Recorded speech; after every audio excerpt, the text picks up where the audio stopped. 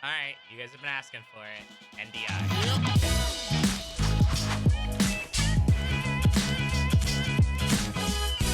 What's up, everybody? Welcome back. My name is Cassie Joy. Welcome back to the channel. I said welcome back twice. We don't talk about these sort of things.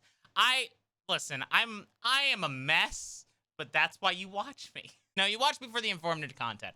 And today we're gonna be talking some informative content. All right. Today we're finally gonna cover the most requested video on this channel, OBS NDI. So I'm going to do a brief overview of what NDI is, and then we're going to show you how to set it up and the quirks of NDI, the problems with it, and the benefits of it.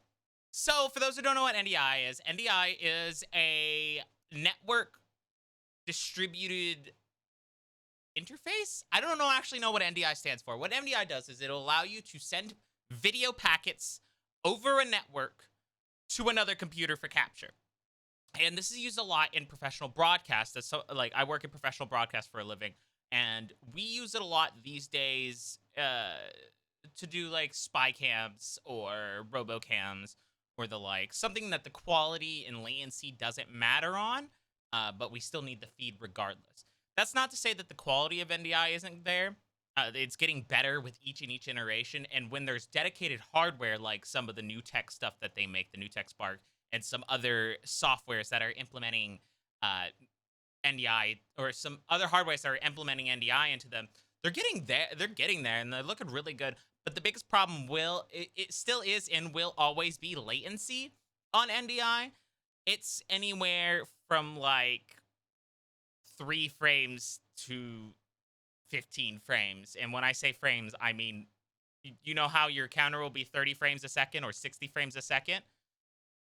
I mean, those many frames. And you may think that three frames isn't a lot, but when you're in a live environment, it could seem like an issue.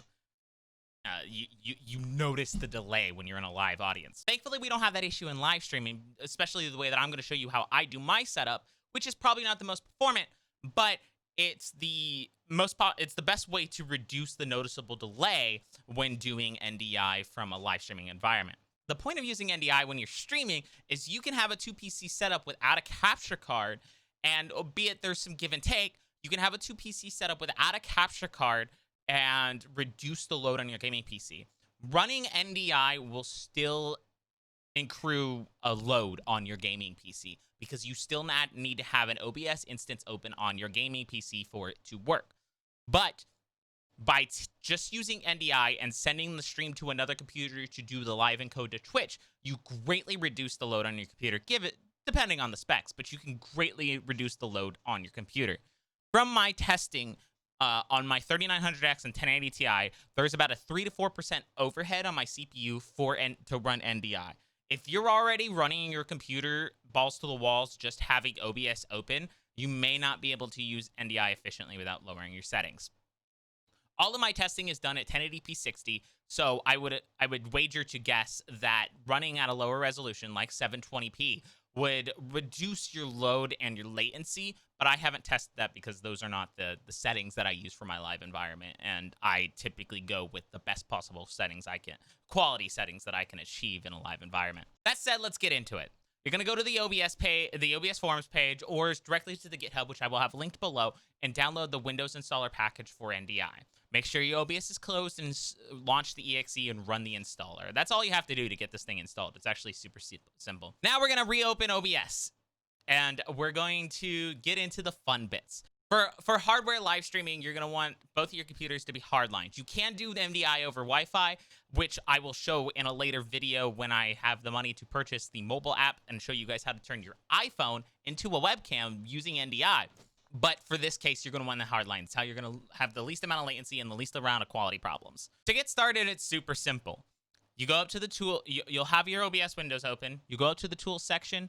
You'll go to where it says NDI output setting, and you check the box that says main output. You can name this to whatever you want. My computer's name is Raven, so I named it OBS Raven. And that's how you output your main output. All you got to do from there is click OK.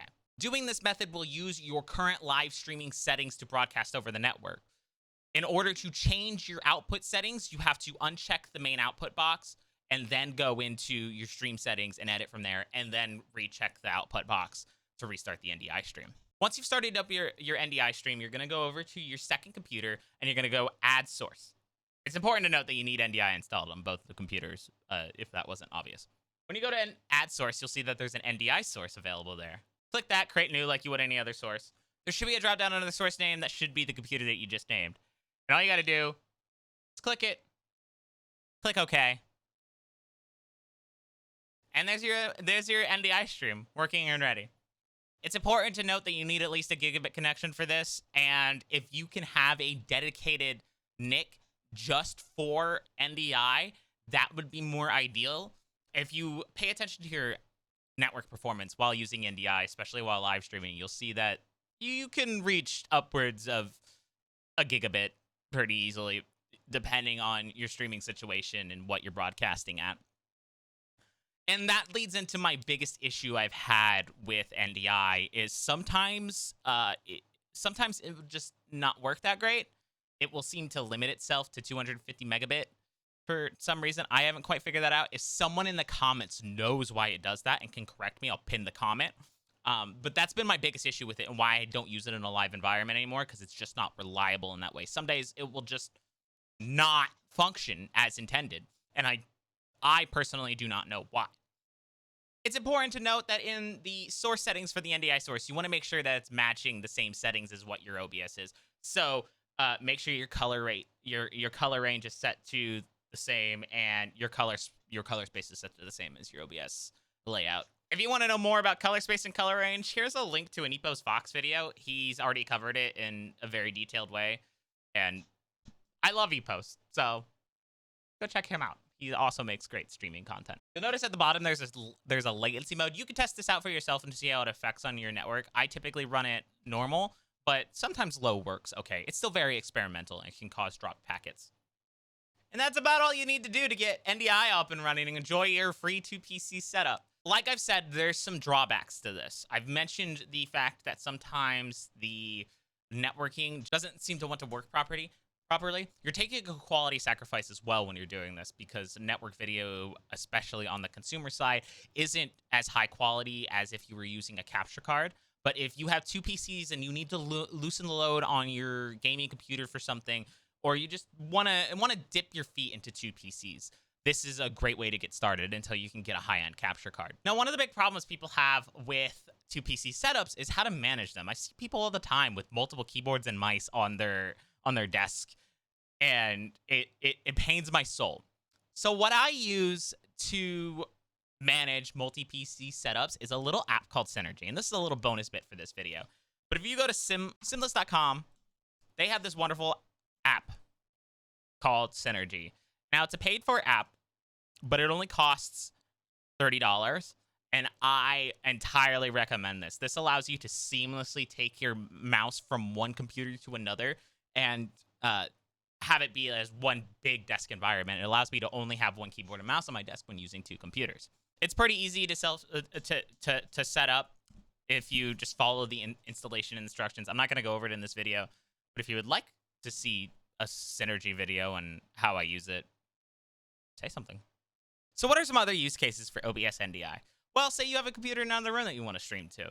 I, in particular, am planning on setting up my secondary computer that I don't use the 2PC setup anymore because I have the 3900X and the 1080 Ti, but I don't have enough room in this office anymore to do VR, and I would still really like to do VR streams. So my plan is I'm going to take the second PC and set it up in the other room. And instead of running really expensive video cables across the house that need to be extended to run into a capture card into my main PC, I'm going to use NDI to allow me to broadcast how I want OBS to look for VR streams to my main computer and let my main computer do the processing. And that way I can have a VR setup anywhere in the house. It takes my audio and video feed from the OBS on that setup, sends it to my other computer with a little bit of a quality loss, and there you go, Bob's your uncle. You now have a separate VR rig in another room. Or maybe you would like to do couch co-op games sometimes for streams, so you have a couch setup. NDI is a great way to utilize this without having to run video cables all over your house. Really handy. I hope this video helped, guys. If you guys enjoyed this video, click that like and subscribe button below. Don't be sure to click the bell, and I will see you guys in the next one for more quick tips on streaming. This has been Cassie Joy. Peace out.